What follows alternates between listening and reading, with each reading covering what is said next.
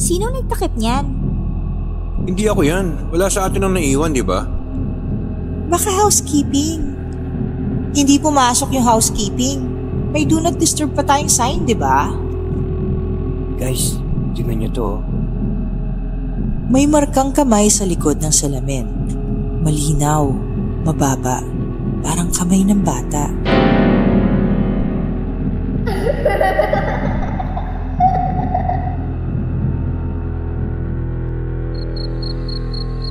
Kinagabihan, habang natutulog si Leia at Nika, ginising ako ni Carlo.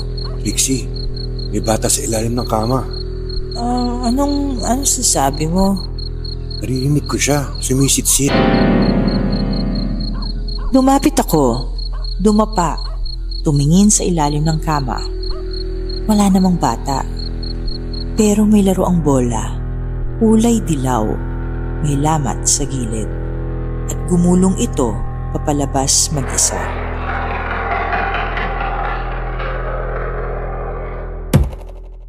Maligayang pagdating sa isip na ligaw horror, kung saan ang bawat liham ay isinusulat sa dilim.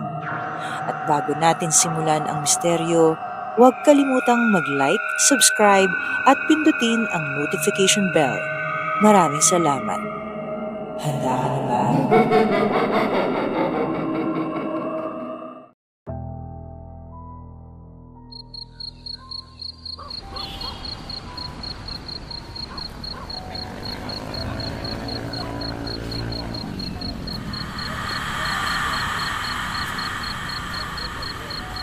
Hi Miss Kate, ako po si Patricia.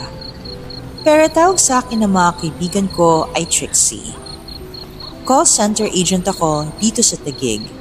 Night shift sa isang telecom account. Sa totoo lang, hindi ko alam kung paano ko sisimulan tong kwento. Pero isa lang ang sigurado ako. Pagkatapos ng bakasyon naming iyon sa Baguio, hindi na ako muling tumingin sa salamin ng matagal.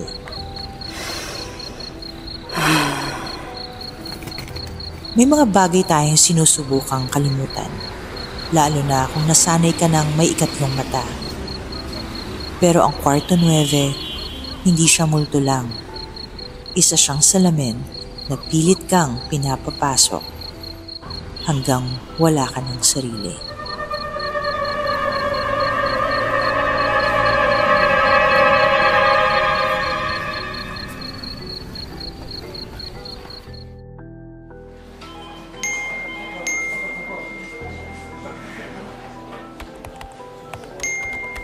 March 2023, kasagsagan ng stress season sa opisina.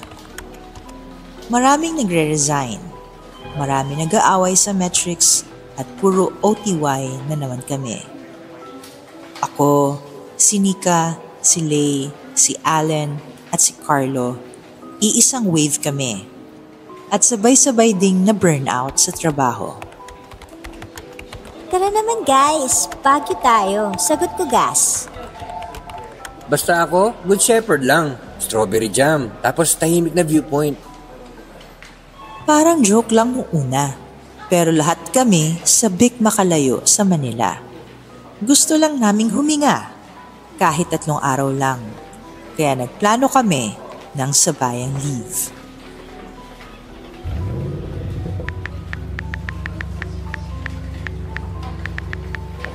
Gabi ang biyahe namin. Dahil night shift kami, sanay kaming gising pag madilim. Sakto lang kasi gusto rin naming iwasan ng traffic. Ang usapan, food trip, lamig at ghost hunting daw. Syempre, joke-joke lang muna yon. Hindi pa namin alam na yung pinaka-binibiro namin, siya palang magpapatahimik sa amin habang buhay.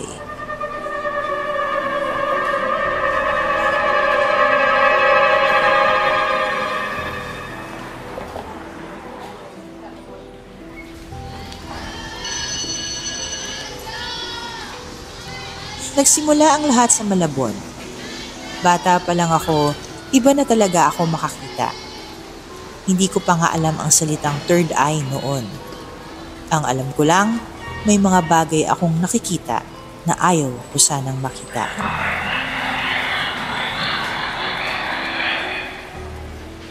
Grade 3 ako noon, may lamay sa kabilang kanto. Sabi ng nanay ko, huwag daw akong lapit. Pero bata ako, curious, sumilip ako. May puting kabaong, may kandila, may bulaklak. Pag uwi ko sa bahay, may sumunod sa akin.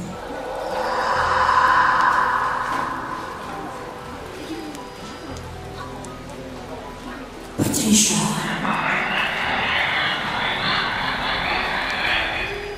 Sa una, akala ko imagination ko lang. Pero gabi-gabi na siyang sumasama sa akin matulog. Hindi siya masama. Babae siya, nakasuot ng luma, parang 1960s. Pero isang gabi, sinundan niya ako sa banyo at pagtingin ko sa salamin, siya ang nasa likod ko.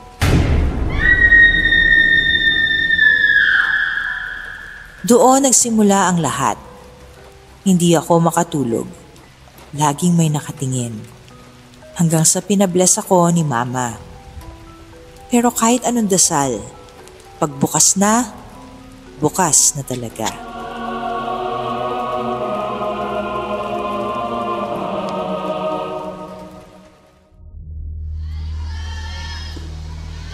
High school, niloloko pa ako ng mga kaklase ko.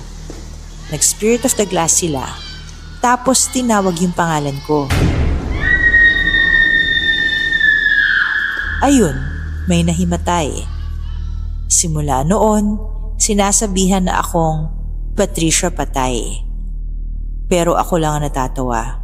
Kasi ako lang din ang hindi natatakot.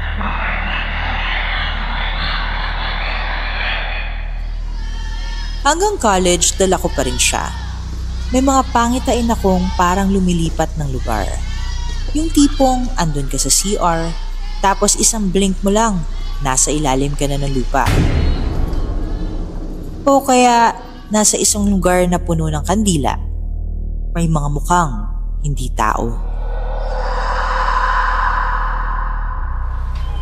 Nang pumasok ako sa call center, akala ko mawawala. Akala ko matatakpan ng puyat, ng headset, ng mga irate callers.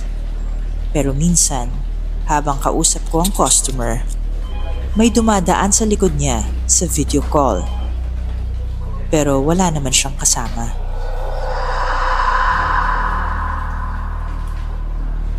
Sanay na akong hindi maniwala ang iba. Kaya nang nagbagyo kami, ako na lang ang tahimik. Kasi alam ko, kapag malamig ang hangin, mas madali silang sumama.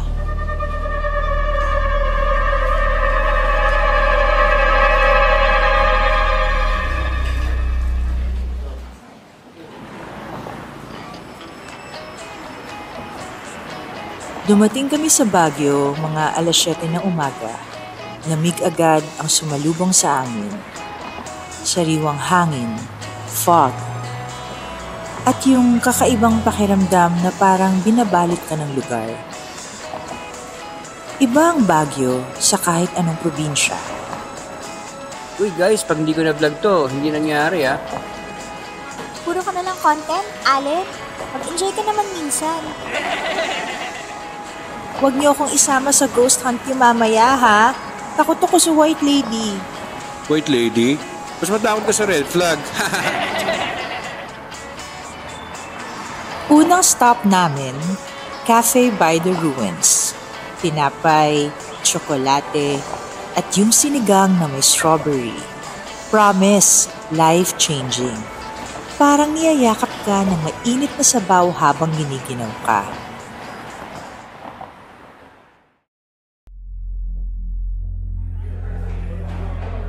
Habang kumakain kami, napansin ko yung salamin sa loob ng cafe.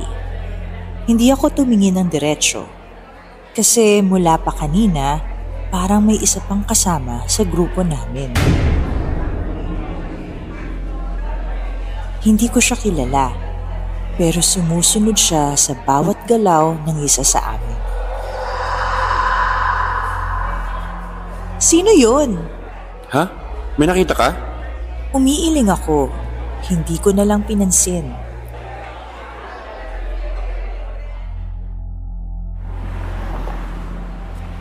Sunod naming pinuntahan, Mines View. Malamig, maulap, lahat kami naka-jacket. Pero si Allen nakasando. Para lang may pasilip sa vlog niya. Walang takot, kahit malamig. For the views! Wala ring utak kahit frostbite for the likes. Uy, may manghuhula doon. Trix, subukan mo kaya? Ayoko. Ako nga yung laging binabangungot. Tapos magpapahula pa ako. Pass.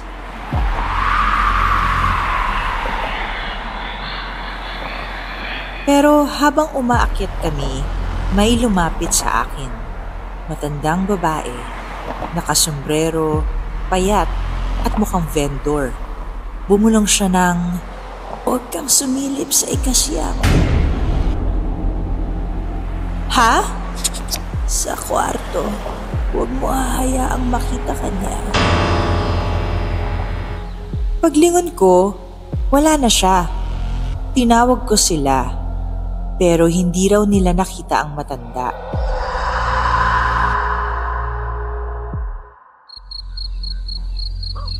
Pagdating ng gabi, pinuntahan na namin ang transient house.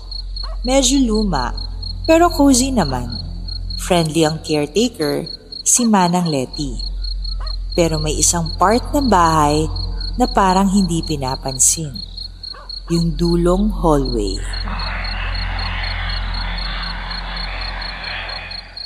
Ito pong susi nyo, Kwarto 9. Medyo luma na po, pero malinis. Buti walang multo, Manang, no? Basta po, huwag kayo haalis ng kwarto pag 3 a.m.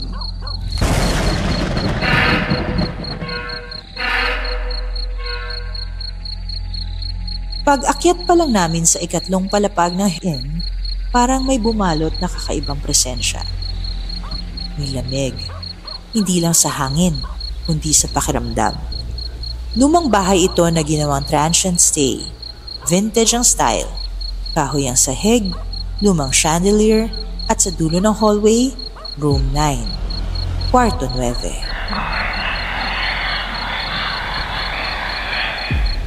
Pagpasok namin, 2 kama agad ang bumungad. Sa paanan nito, may isang full-length mirror. Lumang-luma na. May ukit sa frame pero gasgas at kupas. May kurtina sa gilid, pero hindi ito nakatakip. Noong gabing yon, lahat pagod. Pero ako, hindi mapakali.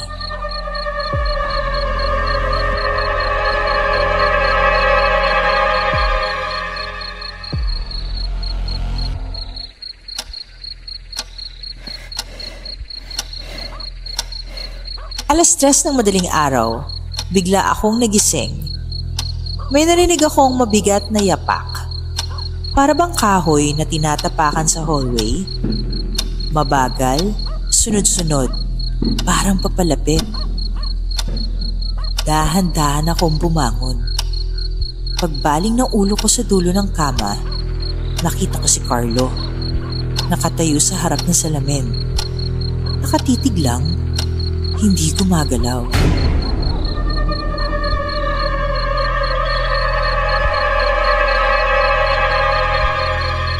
Carlo, wala siyang sagot. Hindi rin siya lumingon. Tumingin ako sa kama sa tabi ko at andun si Carlo. Nakatigilid, tulog.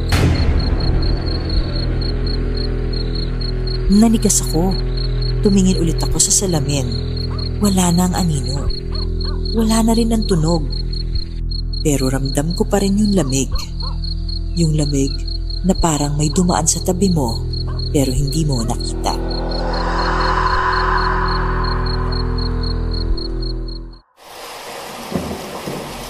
Sa ikatlong gabi namin sa Baguio, palalim ng palalim ang mga pangyayari. Parang unti-unting pinapasok ng kwarto ang isipan namin. Nagdesisyon kami na lumabas para makalimot. Niyaya ko sila sa Cemetery of Negativism. Medyo ironic, no? Pero sa mga panahong parang may dalang sumpa ang kwarto, parang kailangan naming iwan muna ang bigat. Ayoko dito. Parang may nanonood sa atin. Chill lang. Mas creepy pa yung CR sa Heritage Inn kaysa dito. Uy, pero aminin nyo, simula nung gabing yun, parang may pumalo sa kwarto natin. Hindi lang ako yung nakaramdam. Gusto ko nang umuwi, guys. May mali sa lugar na yon. Gusto nyo? Sa ibang inn na lang tayo? Pero sa dami ng gamit at dahil bayad na rin ang 5 days namin, nagdesisyon kaming bumalik. At doon na nagsimula ang gabi ng mga hindi inaasahang bisita.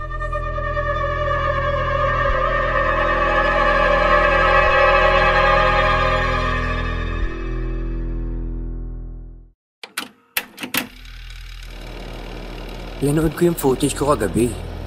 Parang may kakaiba. Pinakita niya sa amin ang video habang tulog kami. Sa salamin, hindi kami ang nakikita. Hindi isang babae, naka-uniform, nakasandal sa aparador, umiiyak. Hindi siya tumitigil. Hindi pa parang sinusundan tayo kahit saan tayo magpunta?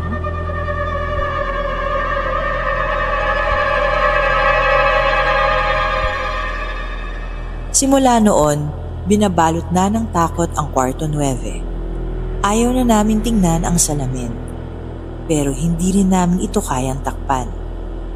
Parang kapag ginawa mo yon, mas lalo siyang gagalaw. At sa tuwing tititig ako, nararamdaman kong tinititigan ko ang sarili kong hindi ko kilala.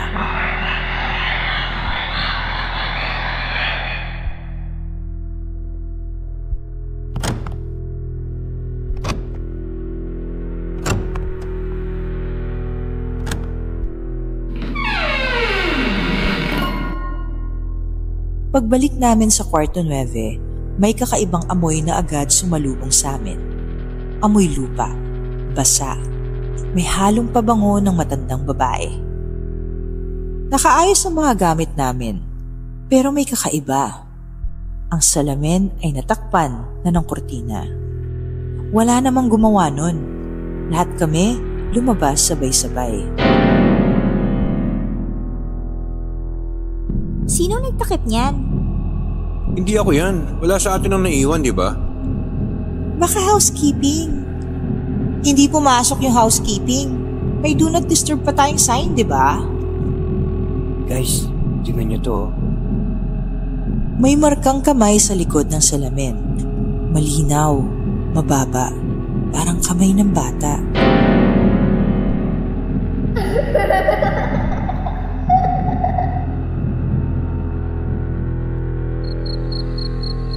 Kinagabihan, habang natutulog si Leia at Nika, ginising ako ni Carlo. Lixie, may bata sa ilalim ng kama. Anong sasabi mo? Naririnig ko siya, sumisit-sit. Lumapit ako, dumapa, tumingin sa ilalim ng kama. Wala namang bata. Pero may laro ang bola, kulay dilaw, may lamat sa gilid. At gumulong ito papalabas mag-isa.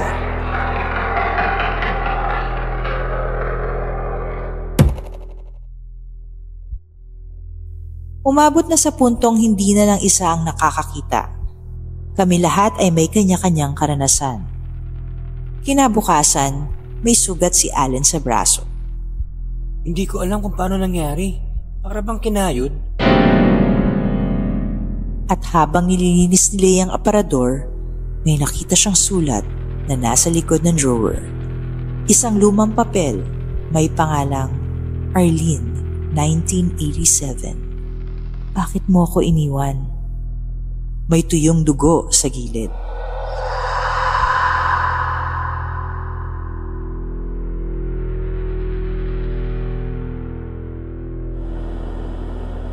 Mula nung gabing yon, sunod-sunod na ang sleep paralysis. Si Nika, hindi makahinga habang gising ang diwa niya. Si Lay na naginip ng babaeng umiiyak sa gilid ng kama, humahawak sa paa niya. At ako'y palaging ginigising ng salamin na para bang tinatawag ako. Gusto akong papasukin.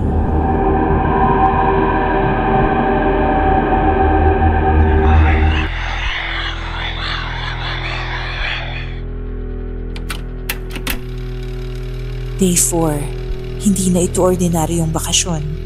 Gabi-gabi, parang may bumubulong sa tenga ko. Hindi ko na alam kung totoo ba o guni-guni. Pero sa kwarto 9, hindi mo talaga alam kung anong realidad ang totoo.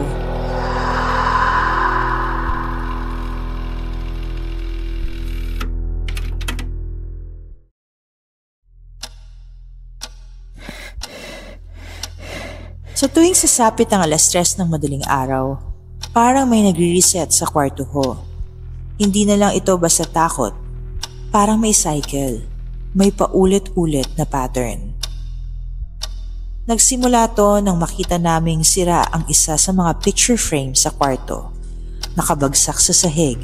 Basag ang salamin. Pero wala ni isa sa amin ang gumalaw. At nung tumingin kami sa loob ng basag na frame, may mukha ng babae. Hindi kami yon. Hindi rin kasama sa staff. Hindi ba't parang siya rin yung nasa reflection ng salamin ng isang gabi? Yung may uniform, parang schoolgirl. Siya nga. Hindi kaya siya si Arlene? Yung nasa sulat sa drawer? Yung may tanong na, bakit mo ako iniwan? Biglang tumunog ang lumang telephone sa hallway ng inn. Di raw gumagana yon, sabi ng caretaker. Pinuntahan namin, sinagot ni Carlo, pero wala sa kabilang linya. Tanging mga bulong ng paulit-ulit lang. Bumalik kami sa kwarto. Nagsimulang umambon sa labas. Pagpasok namin, nagulat kami sa nakita. Ang full-length mirror, wala na ang kortina. Pero hindi kami ang nakikita sa salamin. Kundi isang eksenang hindi namin maintindihan.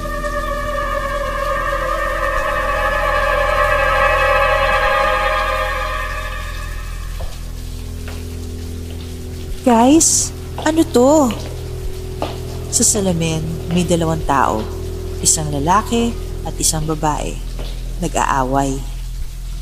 Nagbabasagan ng gamit. Umiiyak ang babae. Yung lalaki naman, galit na galit. Tumingin si Nika ng malapitan. At may sinabi siyang hindi ko makakalimutan. Siya yung nasa sulat. Si Arlene. At yung lalaki, may hawak na gunting.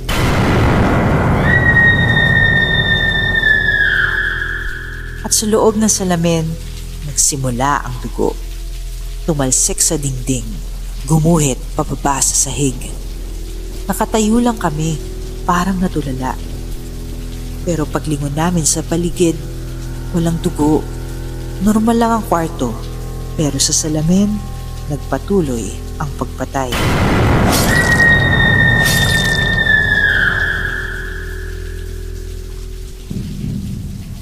Hindi na to normal. Lumabas na tayo. Sinubukan namin buksan ang pinto, pero ayaw bumukas. Nagpapanik si Lay. Tumakbo siya sa banyo, sumisigaw. Sinundan ko siya at nakita ko siyang nakatitig sa salamin sa loob. Bakit ako? Bakit ako ang pinili niya? Lay, ano pinagsasabi mo? Sinasabi niya sa akin. Nakatingin siya sa akin. Araw-araw, gabi-gabi. Sinasabi niyang ako na ang susunod. Sa banyo, pumutok ang salamin. Tumalsik ang bubog. Tumama sa binti ni Lay. Tinakpan namin ng tuwalya ang sugat, pero parang galing sa loob ng salamin ang puwersa. Doon ko lang nasabi sa kanila ang totoo. May third eye ako. Matagal na. Bata pa lang ako. Pero hindi ko sinabi kasi baka sabihin yung siraulo ako. Pero ngayong andito na tayo, alam ko na. May multo sa kwarto 9 at may kwento siyang ayaw mabaon.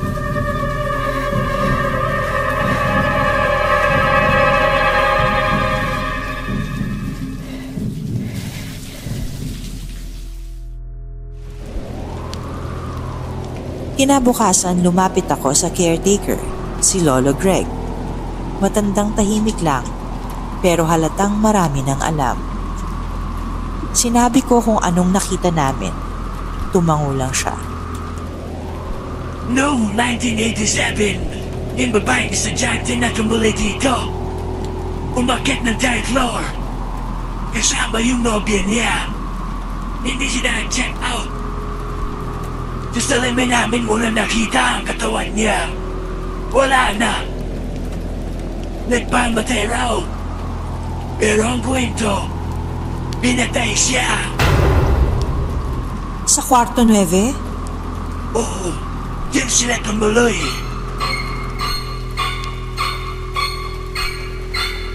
Bumalik ako sa kwarto. Lumingon sa salamin, tumitig, at doon ko siya nakita. Si Arlene.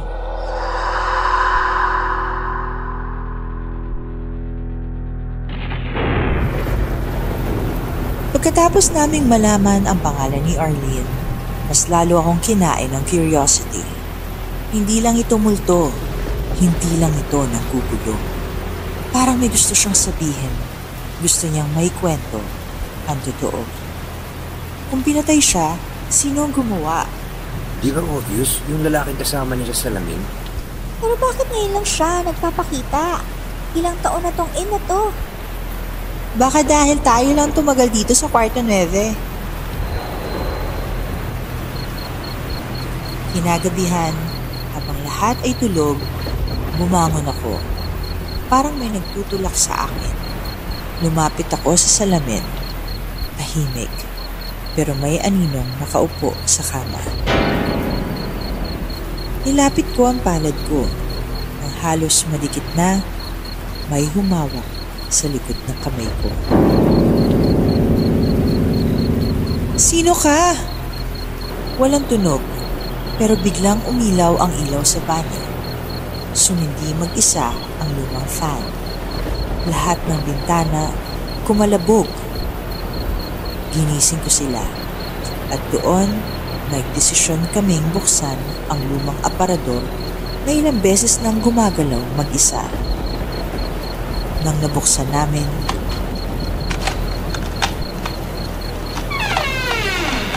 Ano to? May false wall? nagtanggal kami ng ilang kahoy at sa likod may espasyong maliit, parang secret passage o storage area. Sa loob, may lumang uniform ng estudyante, nameplate A. Delgado. May mga lumang Polaroid at higit sa lahat, isang lumang diary. Binuksan ko ang diary at unti-unti tumambad ang kwento.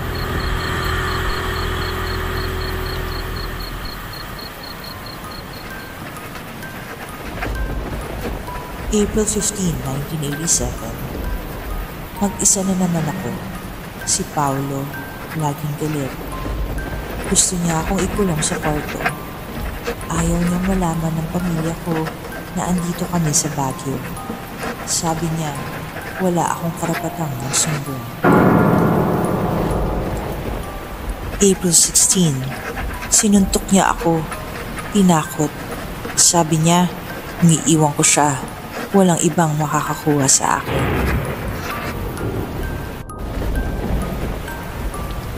April 17, may dala siyang kutsilyo. Sabi niya, hindi ko siya iiwan kahit patay na kami. Oh my God! Kaya pala. Hindi siya nagpakamatay. Pinatay siya. At At yung Paolo na yon, hindi man lang nakulong. Wala tayong alam kung sino siya. Pero meron pala. Sa isang Polaroid, nakita namin ang likod ng lalaking kasama ni Arlene. May suot siyang jacket, nakalagay sa likod, Paolo and Sons Hardware, Baguio. May address at lumang phone number. Hanapin natin ito bukas sa umaga.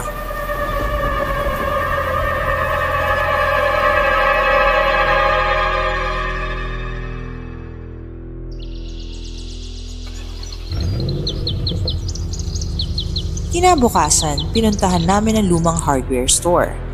Sarado na, pero may karinderya sa tabi nito at ang matanda roon, tila kilala ang pangalan. Si Paolo, anak na may-ari ng hardware. Oo, matagal na siyang patay. Na-aksidente raw, pero may sabi-sabi noon, may babae raw siyang sinaktan. Tumuli raw sa lumang inn sa Leonard Wood. Nawala pareho. So patay na rin siya? Hindi ko alam kung anong totoo. Pero may mga dumadalaw sa hardware na nagsasabing naririnig pa raw nila yung sigaw ng babae paggabi. Hanggang na yun.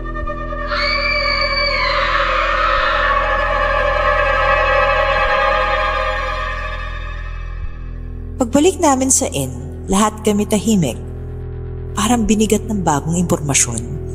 Pero may isa pa kaming kailangang gawin. Palayain si Arlene. Susunugin natin ang diary. Isasara natin ang false wall. Itatabingin natin ang salamin. Baka iyon ang kailangan niya. Habang nasusunog ang diary, nakita naming lumamlamang ilaw ng kwarto. Lahat ng gamit parang huminga. At sa huling saglit, tumayo kami sa harap ng salamin. Doon nakita namin si Arlene. Nakangiti, umiiyak at dahan-dahang lumalayo sa amin.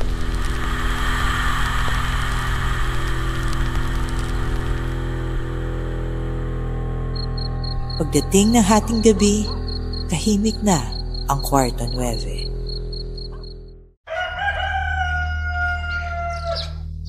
Pagkatapos ng gabing iyon, nagising kami sa kakaibang katahimikan. Walang masangsang na amoy, walang gumagalaw sa kwarto, walang bulong, walang mata sa dilim, para bang tapos na ang lahat. O iyon ang akala namin.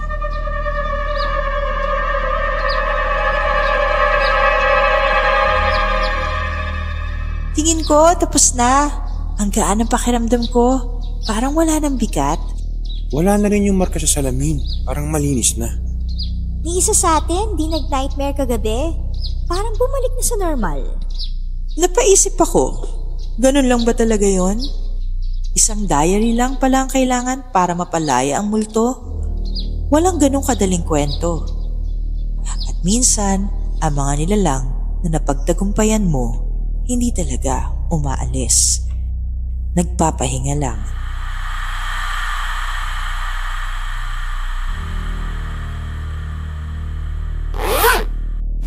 Habang nag-iimpake kami, napansin ko ang isang papel na nakaklip sa ilalim ng nightstand. Hindi namin nakita noon. Dahan-dahan ko itong binasa. Kung binabasa mo to, ibig sabihin, napalaya mo siya. Pero hindi ako nakakulong. Ako ang gumigising sa inyo. Siya, ang tunay na salamin.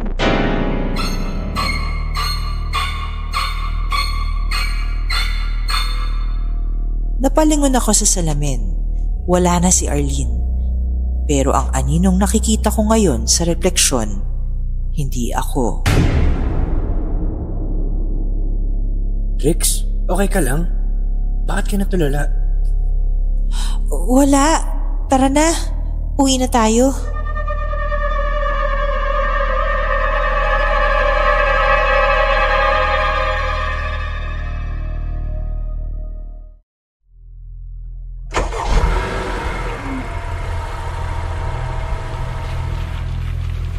Pauwi na kami sa Maynila.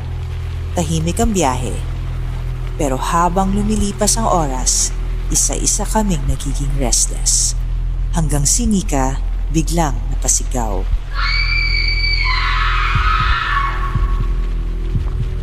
Bakit? Bakit may sulat sa salamin ng sasakyan? Sa loob ng windshield, mula sa loob, may nakasulat. Walang nakakaalis.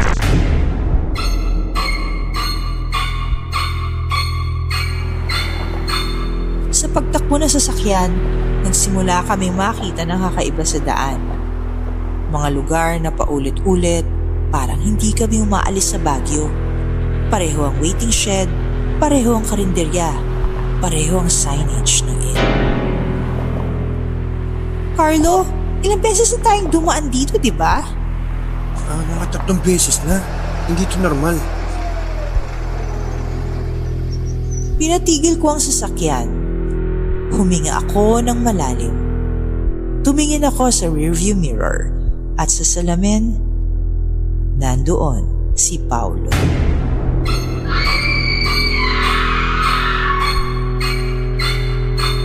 Bigla kaming natigil sa kalsada. Lahat ng ilaw sa van patay. At sa harap namin, nakatayo si Arlene. Pero hindi na siya multo. Arlene, ikaw pa rin ba yan? Hindi ako ang dapat ninyong ilibing. Siya. Sino? Ang salamin.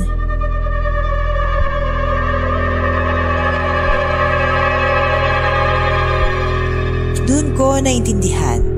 Ang salamin sa kwarto 9, ginamit na portal.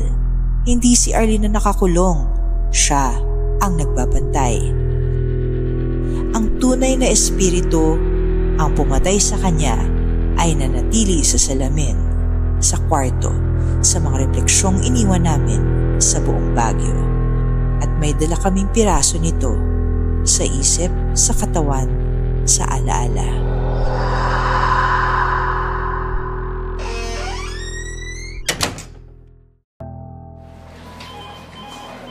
Pagbalik namin sa Maynila, hindi na kami nag-usap masyado.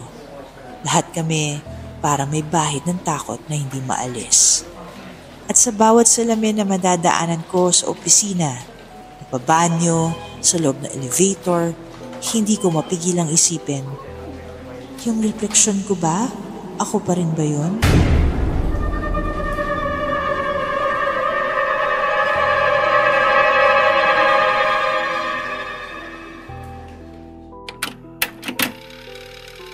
May kwento ka rin hindi mo maipaliwanag, huwag mong kimkimin. Dahil minsan, ang mga lihim na di mo pinakikinggan, sila pa ang unang lumalabas sa salamin.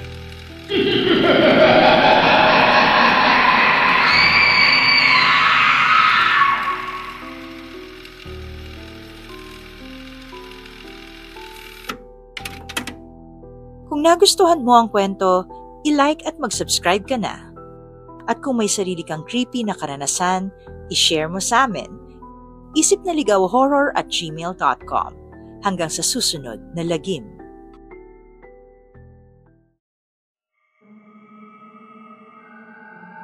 May nakakakilabot na kwento ka rin ba o karanasan na mahirap ipaliwanag? Ipadala sa amin sa isipnaligawhorror@gmail.com at baka ikaw na ang susunod na feature sa aming next episode.